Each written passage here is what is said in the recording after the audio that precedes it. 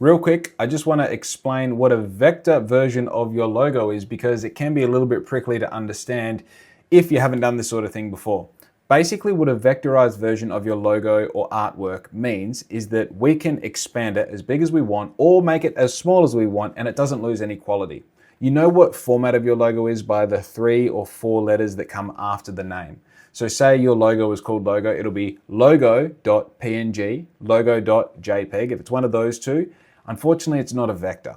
What we need is a PDF, an AI, an SVG, EPS. There's a whole handful of them that are good as vector artwork, but mostly JPEGs and PNGs are no good because they're very small. And when we do need to load them up to the size we need to print, we lose definition, and that's when your print actually turns out pixelated. A really quick test to do that is just zooming up on it. So here is an example of a picture of me shaking hands with Conno from Outdoor World. Now, as I zoom up on this picture, you can see, whoops, don't want to do that. How do I zoom? There we go. You can see that we have all of these little squares. Those little squares are called pixels, and this, what we're seeing, it means that it is pixelating as we zoom up. A vector image wouldn't do that. This is a raster-based image, which is the opposite of a vector, where it is built up out of pixels. Now, this is another version. This is another image that if we zoom up on it, it simply is all pixels, okay? Now, when we zoom up on our example logo here, when I zoom up on any part of this, see how those lines are not pixelating? There's a strong definition between where one color starts and the next color meets it. We have a nice, sharp intersection of those colors. And as I make this bigger, you'll be able to see that that is continuous throughout the whole image. Okay, so even when we get to this shape, you can see that point there is super sharp. That means that this is a vector and it's perfect for printing.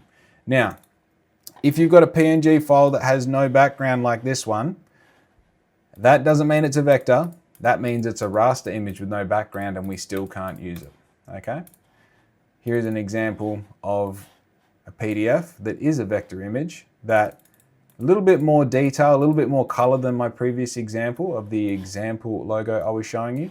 But you can see here, no matter where we go, all of these shapes maintain a very strong boundary of where one color starts and the next color meets it. And it doesn't matter where on this image we go, you'll find that that is the case, which means that we can literally make that 1 kilometer big and it loses none of its quality. So, allow me to show you very quickly what this looks like if we don't get what we need. So, when I drag and drop this PNG file onto my workboard, to give you an idea, this is about 10 centimeters big in real life. When I blow it up to the size that I need it, if we look at this, it's actually pixelating. That is exactly how that's going to look in real life with all of those little notches, that little ladder that it's making. That's exactly how it's going to look in real life. We go for absolute perfection when it comes to our prints, and we want that to be as sharp as possible. So, like this Southwest Mechanical logo, which I absolutely love, we're going to drag and drop this into our example file. Right, now, these both started at the same size. That was about the size of that. So these are both the same size. And you could see when I made this triple the size, it starts pixelating, okay? When I make this super big, let's go crazy big. So that's maybe 4 times the size of what I just made that other logo. Every single part of this is nice and sharp. That is the difference. That is a difference, sorry. So let's say your logo is only available as a JPEG or a PNG. What can we do? We can definitely make it into a vectorized logo, but it will incur a little bit of an extra cost. Sometimes they're too complex for us, and in that case, we treat it as a case by case. But otherwise, we just communicate with you, and obviously we want to print your goods, we want to supply your goods, we want to make it happen. If it's a simple one, most of the time we'll just do it for free for you. It all comes down to how complex the logo is. So I hope that answers any vector questions you have. If there's any more, shoot me an email, we can figure it out. And if you want to touch base before our consult call to see if your logo is vectorized or if you need to have it vectorized in the meantime, then we can definitely make that happen as well.